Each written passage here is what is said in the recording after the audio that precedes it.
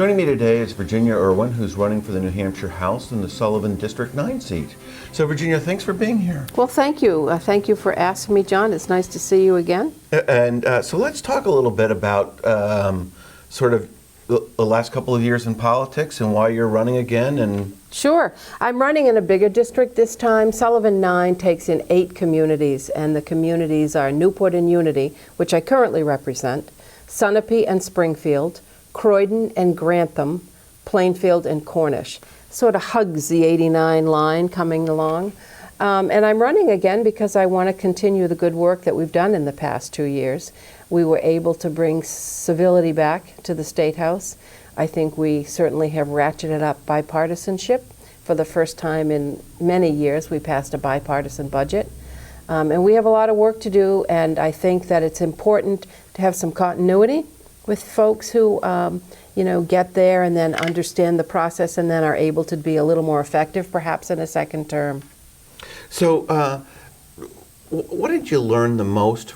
I mean, you've been in the State House several times, if memory serves me right. Is that correct? This is my second term, Okay. but it was quite a hiatus Between the terms. And yes. you've also served in the town budget. Yes, I served as on the Board of Selectmen for 21 years, so I have a lot of experience with governance, if you will, and budgets. And I learned, I guess what was most surprising is the enormous amount of legislation that we have to deal with.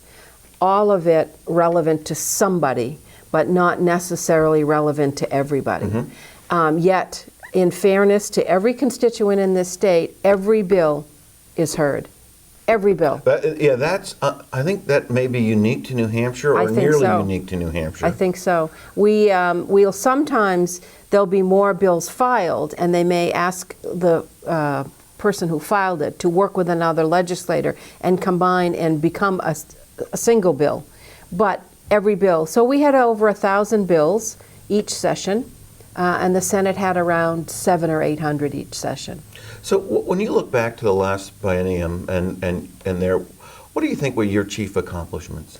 Well, I'm very proud of the fact that we finally passed a gasoline tax. It's called the road toll, but it's a tax. It was 4 cents, and every penny of it is going into roads and highways. We had not changed that toll since 1992. And if you drive anywhere in this state, our roads and our bridges are in deplorable condition. That 4 cents will never catch us up. In fact, it'll just get us ahead a little bit. I'm proud of the fact that we did pass a bipartisan budget. We passed paycheck fairness. We restored some of the previous cuts so that the mental health, we solved the mental health lawsuit. Mm-hmm. We avoided a lawsuit from the hospitals by agreeing on a compromise on the MET, which is the Medicaid enhancement tax. So those things, I think, I'm pretty proud of that we did. It was a hard year.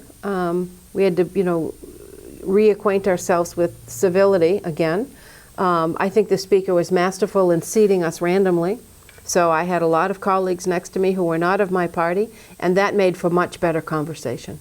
And so people could hear the other side of the story. Could hear the other side of the story and could dialogue, because with so many of us, you really only interact with the 20 people on your committee on a regular basis. So you don't have an opportunity to talk to different legislators about their positions or things that they're worried about, or just, have the opportunity to dialogue.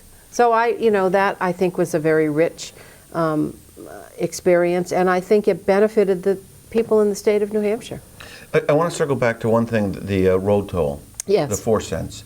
Help me recollect. Sure. That money goes into roads, but some of it gets directly funneled back to the towns. Is that correct? Right. 12% of the road toll goes to cities and towns for their highway projects. The overall road toll minus the 4 cents, most of that goes to state highways. Mm-hmm. 12% of that goes to cities and towns. A percentage goes to enforcement, which is always the big argument. All that money should be going to roads and highways. Well, it is, in a way. It goes to the enforcement of the laws on the roads and the highways. So state police get some of that. Of the 4 cents, however, all of that goes into the highway fund or back to cities and towns. None of that 4 cents is going to enforcement. And that should help the towns improve their local roads and bridges. Absolutely. I heard a comment from legislator Karen Ebel the other day. They've paved 103A. And now the traffic fines in New London have ratcheted right up because it's such a fast road. I think she was a little bit tongue-in-cheek, but unintended consequences. unintended consequences, exactly. But it does go back into roads and bridges, and we have, as you know, tremendous need to repair them. So we had about 20 seconds left. Sure. What's one thing you'd like to get done in the next session? I'd like to restore the minimum wage. New Hampshire doesn't have one. I'd like to see how we can restore some funding for school building aid. It will be a Herculean task because right now, in my opinion, we don't have a spending problem, we have a revenue problem. But we are not giving any more money to cities and towns for school building aid, and that's a huge problem. And so we're going to bring that up in the next segment. Great. So